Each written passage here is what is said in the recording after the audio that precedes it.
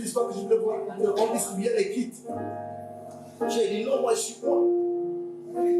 Respectez l'onction quand même que vous avez. Donc j'ai laissé la famille dans la maison, je suis allé derrière la maison. Donc il y avait des gens qui n'étaient pas du quartier qui passaient derrière la maison.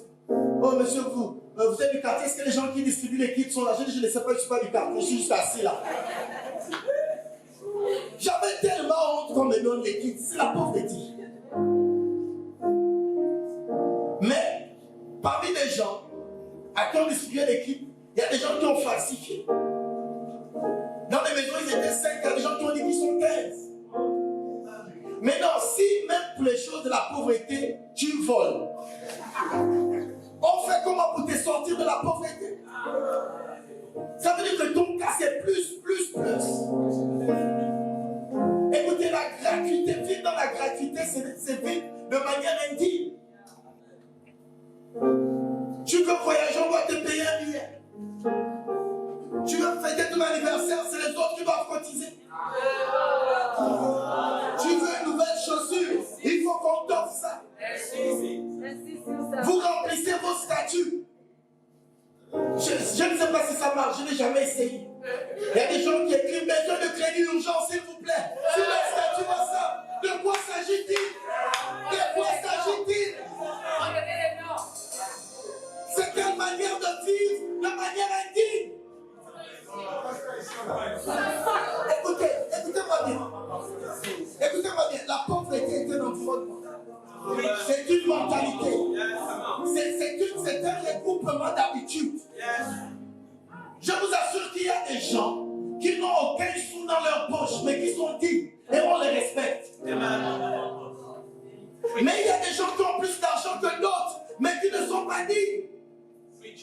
On leur parle comme on veut, parce qu'ils sont toujours en train de demander donne-moi, car mon nom c'est Donald. Donatien. On va toujours te donner. Pourquoi je m'appelle Donatien? Il y a quel souci avec ta vie? Tu dois être un homme. Tu dois prendre des décisions. Tu dois changer. Tu dois refuser la gratuité. Est-ce que quelqu'un peut dire amen? Et vous savez, c'est un principe de Dieu comme le monde. Les jours d'année, vous pensez qu'ils utilisent quoi? Leur gros ventre? Non. Ils vous mettent dans un confort de gratuité. Tu as besoin du crédit? Eh bien, prends. Tu as besoin de la voiture, mais ne t'inquiète pas, ma chérie. Ton anniversaire, c'est quand? Et la voiture vient. Sans même qu'il ne vous drague, vous allez vous retrouver dans son lit. Pourquoi? Je suis maman gratuite. Pourquoi? Je suis papa gratuit. Vous devez vivre avec dignité. Vous devez vivre comme si le Saint-Esprit habite à l'intérieur de vous. Vous ne pouvez pas accepter d'être mentionné toujours parmi les pauvres, les démunis et les misérables. À un moment, il faut avoir un sursaut d'orgueil et dire non, plus jamais.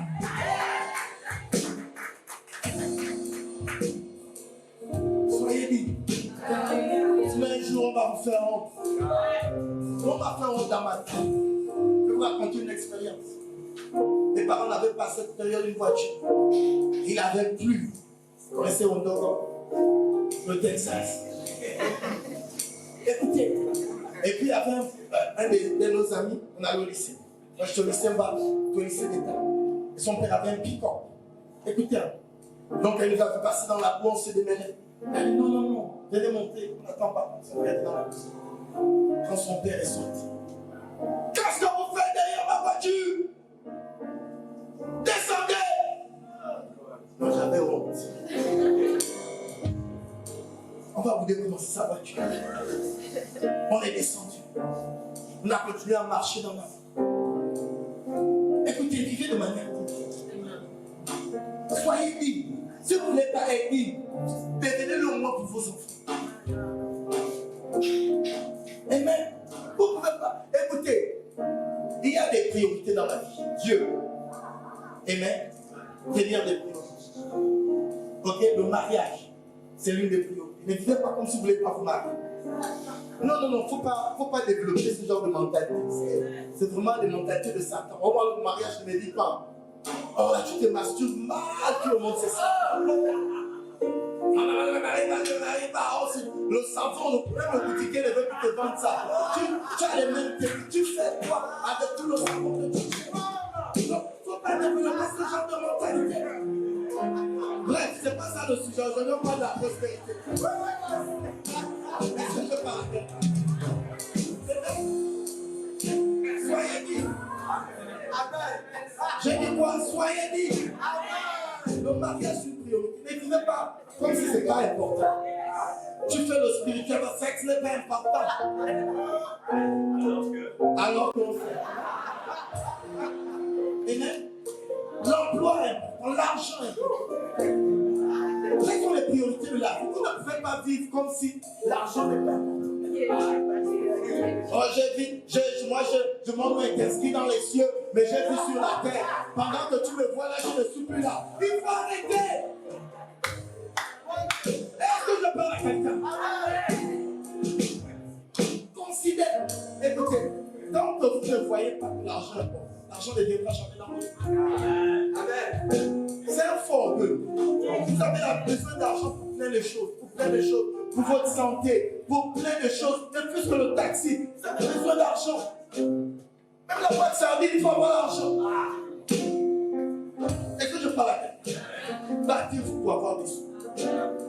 Un des bishops a dit, de la même manière que vous battez contre le péché, battez-vous contre la pauvreté.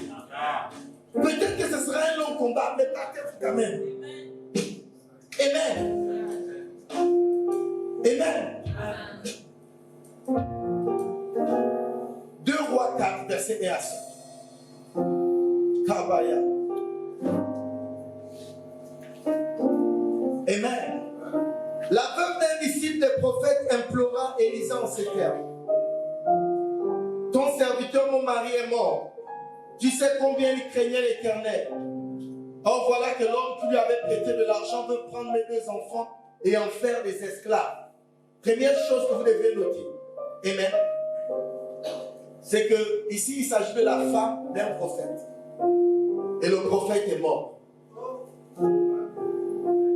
Il ne meurt pas seulement, mais il laisse aussi les dettes sur sa femme. Ça, c'est pas un bon prophète. Amen. Amen. Et peut-être que parce qu'il prophétisait, il pensait qu'il devait vivre l'éternel. Il ne faut pas tomber aussi dans ce genre de tentation. Ayez des prévisions. Est-ce que je parle à quelqu'un? Et donc, c'est lui qui a fait le prêt à sa femme et aller vers la femme. Donc, qui a fait le prêt au prophète et aller vers la femme, la veuve. Il a dit, tu sais, voici les papiers. Ton mari a pris mon argent. Il n'a jamais remboursé. Je te donne tant de jours. Si tu ne rembourses pas l'argent, tes 2 fils seront mes esclaves. Wow. Cette histoire nous enseigne et nous fait peur. Tu peux être moins et être pauvre. Il y a beaucoup là qui prêchent, soit en guépère, fort. Amen. Mais aujourd'hui marque la fin de. Si tu es un prédicateur, Dieu va te donner l'argent. Amen. Amen. Amen. Écoutez bien. Elle va aller vers Élisée, lui exposer le problème. Voici la réponse d'Élisée. Que puis-je faire pour toi? Dis-moi ce que tu as dans ta maison. Notez ceci. Il est possible que ce que tu cherches, qui peut changer ta vie, se trouve dans ta maison. Amen. Amen. Parfois la solution n'est pas loin. Parfois la solution est dans ta maison. Je faisais le témoignage tout à l'heure d'une de mes petites soeurs déjà à Cuya. À l'âge de 9 ans, on a commencé à apprendre à cuisiner, à faire des crêpes, à préparer la vraie nourriture. Aujourd'hui, pendant qu'elle fait des études en architecture, elle n'a pas 22 ans. Amen. Elle a déjà une compagnie de gâteaux, de pâtisserie. Elle fait des gâteaux incroyables. Est-ce que je parle à quelqu'un? Mais d'où lui vient ce talent? De l'apprentissage à la maison. Et donc, parfois, il y a une aptitude que tu peux avoir développée dans ta maison qui va te sauver la vie. Dis à ton voisin, regarde à la maison. Amen. La deuxième chose que vous devez noter, c'est que la femme a répondu ceci: je n'ai plus rien d'autre chez moi qu'un flacon d'huile. Première chose, c'est pas un flacon. Pas un bidon d'huile, pas un tonneau d'huile. Quoi? Un flacon. Parfois, ce qui peut changer ta vie, c'est juste une petite chose. Amen. Ça peut être même juste le fait d'ajuster un comportement. Est-ce que je parle à quelqu'un? Amen. Je vais continuer la lecture. Je vais vous donner les deux principes ou les autres principes que nous avons dans cette histoire. Il dit alors: va donc emprunter chez tous tes voisins autant de récipients vides que tu pourras. Puis tu rentreras chez toi, tu fermeras la porte sur toi et sur tes fils, tu verseras de l'huile dans tous tes récipients et tu les mettras de côté à mesure qu'ils seront pleins. La femme le quittait et fit ce qu'il avait dit. Elle ferma la porte sur elle et ses fils. Ceux-ci lui présentaient les récipients et elle les remplissait. Lorsqu'ils furent tout pleins, elle dit à l'un de ses fils: passe-moi encore un récipient. Mais il lui répondit: il n'y a plus. Au même moment, l'huile s'arrêtait de couler. Elle alla le raconter à l'homme de Dieu qui lui dit: va vendre cette huile, tu pourras rembourser ta dette et vivre toi et tes fils avec ce qui te restait. Donc, premier principe, ce n'est pas forcément une grande chose qui pourra changer ta vie. Une petite chose peut changer. Amen. La deuxième chose, à part le potentiel, c'est la relation avec le voisinage. Vous voulez réussir dans la vie? Apprenez à entretenir de bonnes relations. J'ai eu une conversation avec certains parents qui, après que leur enfant ait fini de faire des études, cherchaient maintenant à aider leurs enfants à avoir un emploi. Et ce jour, je ne me suis pas gêné, j'ai dit: papa, tu as quel âge? Oh, 50 et quelques. J'ai dit: comment tu peux m'expliquer qu'en 50 ans, tu n'as pas pu avoir une bonne relation avec quelqu'un qui aujourd'hui peut t'aider? Il y a des gens comme ça, on ne peut pas les aider, ils ne connaissent personne, ça fait 30 ans, 20 ans, 50 ans qu'ils sont sur terre. Et parfois ces personnes sont très orgueilleuses. Vous savez qu'on a voulu m'adopter, en fait, ma famille adoptive au Ghana a décidé que je viens vivre avec eux. J'ai eu une concertation avec des personnes proches. Qu'est-ce que vous pensez de cette proposition? C'est une belle maison. Une personne m'a dit ceci: ne pars pas habiter là-bas. Continue dans ta souffrance. J'ai dit: mais pourquoi? Il n'est pas bon d'être vénéral. J'ai dit: ah, c'est quelle sagesse. Et il y a des gens qui pensent comme ça. Ils ne demandent rien à personne. Pourquoi? Ne veux pas. Tout le monde est redevable à quelqu'un. Si tu as envie aujourd'hui, c'est à cause de tes parents. Est-ce que je parle à quelqu'un? Tu veux réussir dans la vie, tu dois développer ton relationnel. Il y en a ici, vous êtes déjà à plus de 30 ans plus. Comment expliquer que vous n'avez pas en 30 ans de vraies relations? Vous ne gardez jamais le contact avec les gens. Si cette voisine, imaginez cette voisine, elle faisait trop la femme du prophète. Et puis elle ne parlait pas aux gens. Non, mais c'est la femme du prophète. Vous êtes les gens sur qui on prophétise. Je n'ai pas besoin de vous. Maintenant le prophète est mort. Elle n'est pas allée. Donnez-moi les récipients. Ah, prophétise maintenant. Est-ce que je parle à quelqu'un? Change ton relationnel. Et je vais aller plus loin. Tu n'es pas obligé, écoutez-moi bien.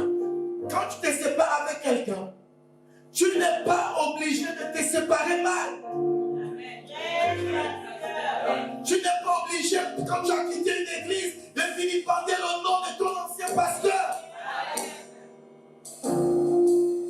C'est quel genre de malédiction? On ne sait pas où on se verra.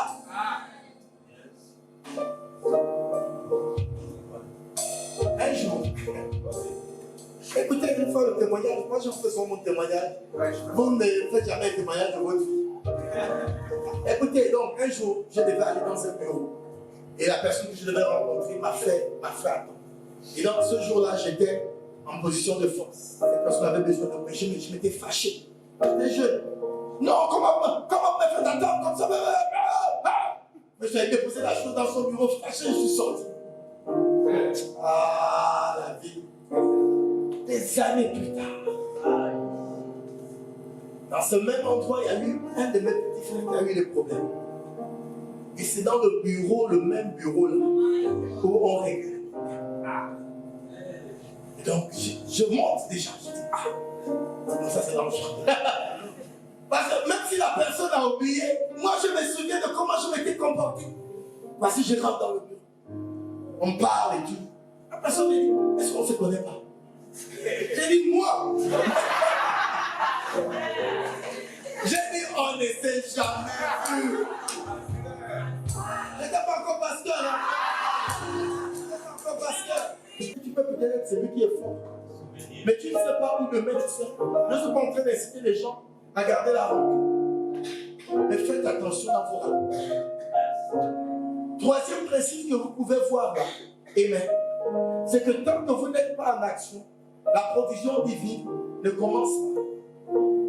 Est-ce que je parle à quelqu'un? C'est quand elle versait l'huile, dès que les récipients sont finis, l'huile a arrêté de couler. Il y a quelque chose dans l'activité. Même si votre commerce ne marche pas bien, vendez, faites semblant de vendre. Est-ce que je parle à quelqu'un? Soyez fort, soyez courageux. Même si ça a raté la première fois, faites une deuxième fois. Mais vendez quelque chose.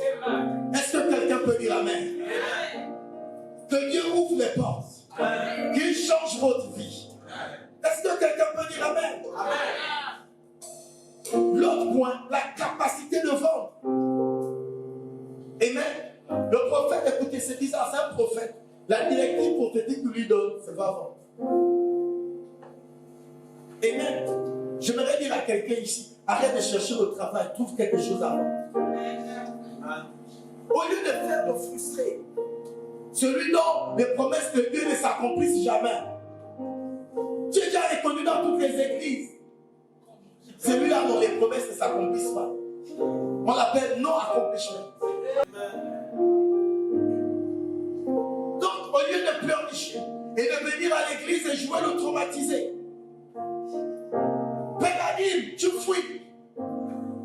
Paie les offrandes, tu fuis. Il y a des gens qui fuient l'église à cause des offrandes, des cotisations. Le prophète peut prêcher, tout le monde est debout. Dès qu'on y arrive, c'est le temps des offrandes.